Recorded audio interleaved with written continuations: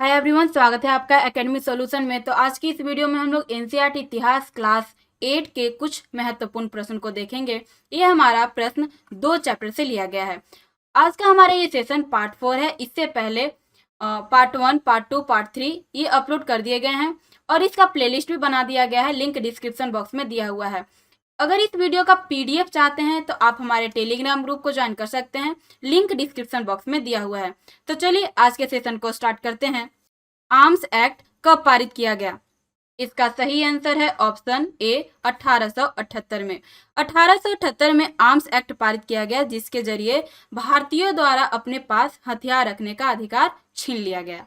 Next question है 1870 और 1880 के दशकों में ब्रिटिश सरकार द्वारा पारित विभिन्न कानूनों के संदर्भ में निम्नलिखित कथनों में से कौन सा कथन सही है?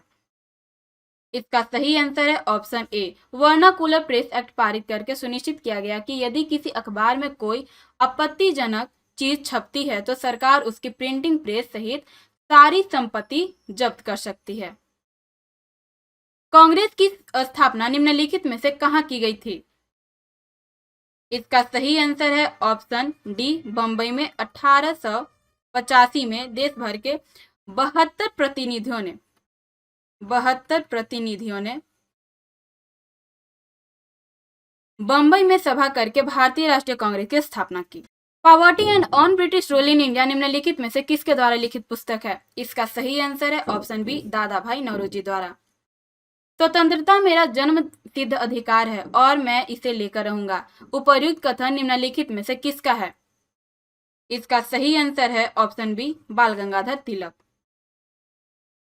बंगाल विभाजन के संदर्भ में निम्नलिखित कथनों में से कौन सा सही नहीं है? इसका सही आंसर है ऑप्शन बी। ऑप्शन बी विभाजन में बंगाल के पूर्वी भाग को उड़ीसा में मिला दिया गया। ये कथन जो है गलत है। अंग्रेजों ने विभाजन के लिए प्रशासकीय सुविधा का तर्क देते हुए गैर बंगाली इलाकों को अलग करने की बजाय उसके पूर्वी भाग को अलग करके असम में मिला दिया गया। ये उड़ीसा नहीं, यहाँ असम होगा। मुस्लिम लीग के संदर्भ में निम्नलिखित कथनों में से कौन सा कथन सही है? लीग ने बंगाल विभाजन का समर्थन किया था, ये सही है। विभाजन के दशक में ही लीग ने सरकार से मुसलमानों के लिए अलग निर्वाचिका की मांग की थी, ये भी सही है। ऐतिहासिक लखनऊ समझौता लीग और कांग्रेस के बीच संपन्न हुआ था, ये भी सही है। ऑप्शन डी उपर्युक्त सभी सही है। रॉलेट एक्ट के संदर्भ में निम्नलिखित कथनों में से कौन सा कथन सही है? यह कानून अभिव्यक्ति की स्वतंत्रता के विरुद्ध था, ये सही है। जालियांवाला बाग में इसके विरोध में एकत्र लोगों पर जनरल डायर द्वारा गोलियां चलवा दी गई, ये भी सही है। यानी कि ऑप्शन सी ए और बी दोनों सही हैं। खिलाफत आंदोलन की शुरुआत के पीछे निम्नलिखित में से कौन सा मुख्य कारण था? इसका सही आंसर है ऑप्शन ए अंग्रेजों द्वारा खलीफा पर बहुत सख्त संधि थोपा। 1920 में अंग्रेजों ने तुर्की के सुल्तान पर बहुत सख्त संधि थोप दी। भारतीय मुसलमान भी चाहते थे कि पुराने ऑटोमन साम्राज्य में स्थित पवित्र मुसलमान स्थानों पर खलीफा का नियंत्रण बना रहे, अतः यह खिलाफत आंदोलन के शुरू होने का मुख्य कारण था।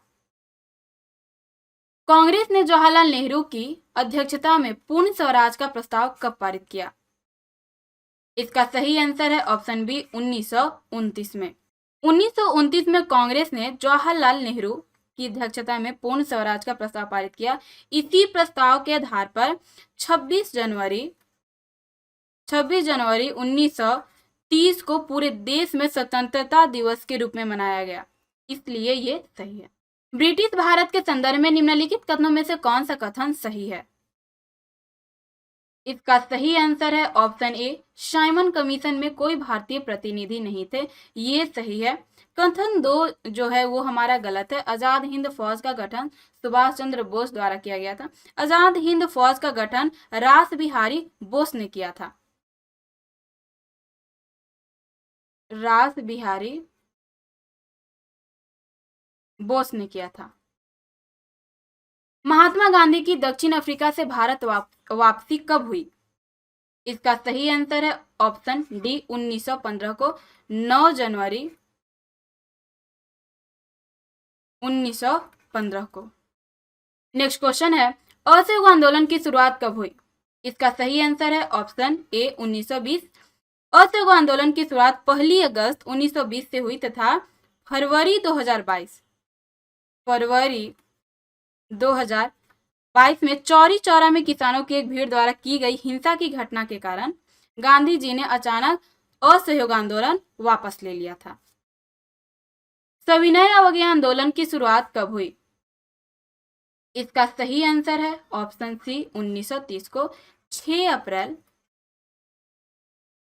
1930 को नमक कानून तोड़ते हुए गांधी जी ने की थी। भगत सिंह के संदर्भ में निम्नलिखित कथनों में से कौन सा कथन सही है? ये हिंदुस्तान सोशलिस्ट रिपब्लिकन एसोसिएशन के संस्थापक सदस्य थे। इन्होंने बी के दत्त के साथ केंद्रीय विधान परिषद में बम फेंका था। या ए और बी दोनों या इनमें से कोई नहीं? इसका सही आंसर है ऑप्शन सी ए और बी दोनों सही हैं। ब्रिटिश काल के संदर्भ में निम्नलिखित कथनों में से कौन सा कथन सही है? इसका सही आंसर है ऑप्शन ए 1935 के गवर्नमेंट इंडिया एक्ट में प्रांतीय स्वायत्ता का प्रावधान किया गया था। कथन बी जो है हमारा वो गलत है। 1937 के मुस्लिम लीग संयुक्त प्रांत में कांग्रेस के साथ मिलकर सरकार बनाना चाहती थी, परंतु कांग्रेस ने इस प्रस्ताव को स्वीकार नहीं किया, जिससे कांग्रेस और लीग के मध्य फासला और बढ़ गया था। कैबिनेट मिशन के संदर्भ में निम्नलिखित कथनों में से कौन सा कथन सही है? इसमें अलग पाकिस्तान की मांग अस्वीकार कर दी गई थी। इसमें सुझाव दिया गया था कि भारत को मुस्लिम बहुल क्षेत्रों को कुछ स्वायत्ता देते हुए एक ढीले ढाले महासंघ के रूप में संगठित किया जाए। ए और बी दोनों या इनमें से कोई नहीं? इसका सही आंसर है ऑप्शन सी ए और बी दोनों सही है।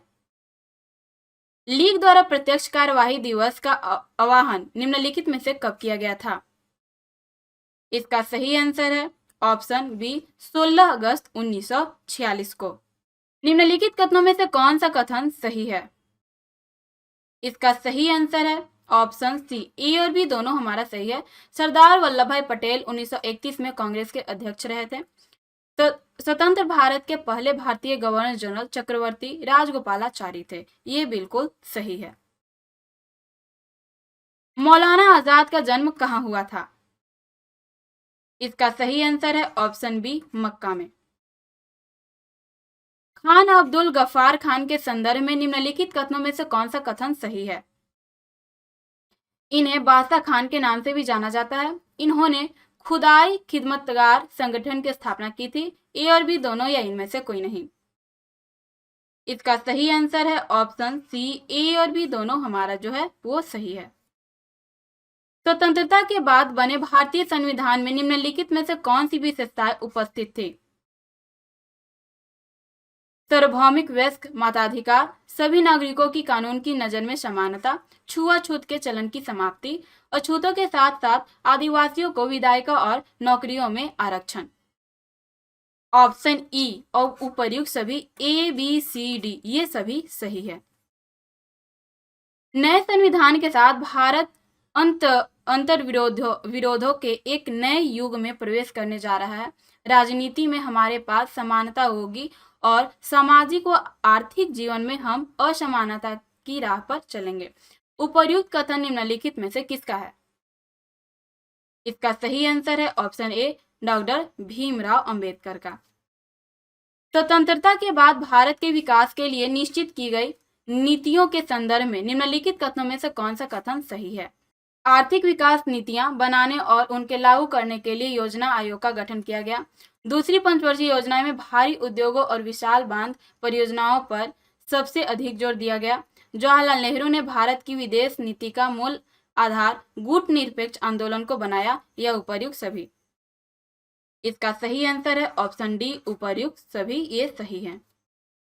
राष्ट्रपिता महात्मा गांधी का निधन निम्नलिखित में से कब हुआ था? इसका सही आंसर है ऑप्शन बी 30 जनवरी 1948 को नाथूराम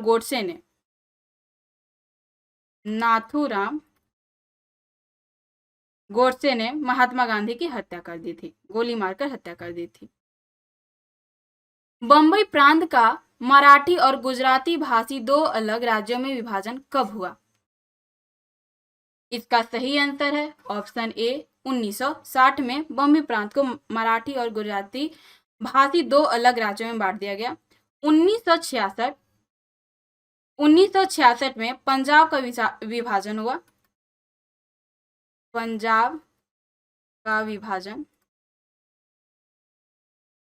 और हरियाणा को अलग राज्य के रूप में मान्यता दी गई थी।